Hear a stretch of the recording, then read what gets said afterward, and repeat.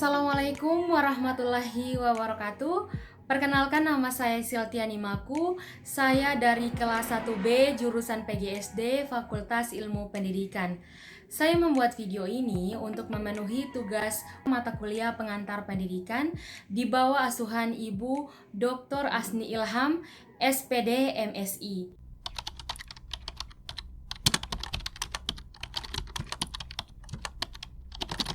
Kompetensi guru merupakan hal yang serius dalam pendidikan.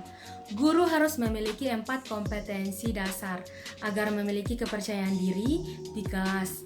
4 kompetensi dasar tersebut yaitu kompetensi profesional, kompetensi pedagogik, kompetensi sosial, dan kompetensi kepribadian.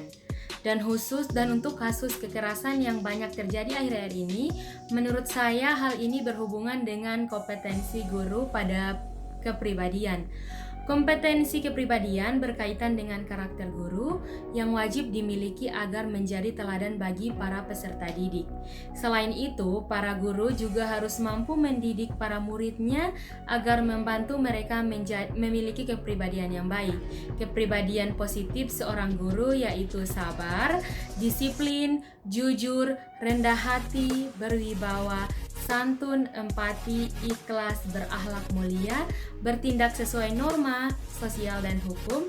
Tetapi analisisnya akhir-akhir ini banyak kasus yang menyimpang dari kompetensi kepribadian pada guru. Salah satunya kasus kekerasan guru terhadap murid saat ini masih banyak terjadi. Yang baru terungkap adalah tindakan pemerkosaan santriwati oleh guru ngaji di pondok pesantren di Bandung. Kejadian-kejadian berupa penyimpangan seksual dari guru kepada muridnya tak boleh terjadi, serta perilaku-perilaku lain yang sesungguhnya sangat memalukan dalam dunia pendidikan.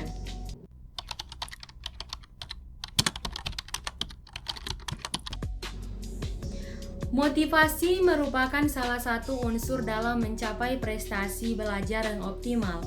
Selain kondisi kesehatan secara umum, intelijensi dan bakat minat dalam kegiatan belajar, motivasi dapat dikatakan sebagai keseluruhan penggerak atau pendorong dalam diri individu yang menimbulkan keinginan untuk belajar, yang menjamin kelangsungan belajar, dan yang memberikan arah pada proses belajar, sehingga tujuan dari belajar tersebut akan tercapai. Jika individu mempunyai motivasi belajar yang tinggi, maka individu tersebut akan mencapai prestasi belajar yang baik. Ada beberapa peran penting dari motivasi dalam belajar menurut Hamzah 2007. Yang pertama, peranan motivasi dalam menentukan penguatan belajar. Motivasi dapat berperan dalam penguatan belajar apabila seseorang anak yang belajar dihadapkan pada suatu masalah yang memerlukan pemecahan dan hanya dapat dipecahkan berkat bantuan hal-hal yang pernah dilaluinya. Sebagai contoh, seorang anak akan memecahkan materi matematika dengan bantuan tabel logaritma. Tanpa bantuan tabel tersebut, anak itu tidak dapat menyelesaikan tugas matematika. Dalam kaitan ini, anak berusaha mencari buku tabel matematika.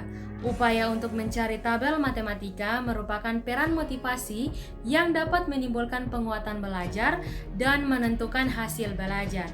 Peristiwa di atas dapat dipahami bahwa sesuatu dapat menjadi penguat belajar untuk seseorang apabila dia sedang benar-benar mempunyai motivasi untuk belajar sesuatu. Dengan perkataan lain, motivasi dapat menentukan hal-hal apa di lingkungan anak yang dapat memperkuat perbuatan belajar. Yang kedua, peranan motivasi dalam memperjelas tujuan belajar. Peranan motivasi dalam memperjelas tujuan belajar erat kaitannya dengan kemaknaan belajar. Peserta didik akan tertarik untuk belajar sesuatu jika yang dipelajari itu sedikitnya sudah dapat diketahui atau dinikmati manfaatnya bagi peserta didik tersebut. Sebagai contoh, peserta didik akan termotivasi belajar elektronik karena tujuan belajar elektronik itu dapat melahirkan kemampuan peserta didik dalam bidang elektronik. Dalam suatu kesempatan misalnya, peserta didik tersebut diminta membetulkan radio yang rusak, dan berkat pengalamannya dari bidang elektronik, maka radio tersebut menjadi baik setelah diperbaiki.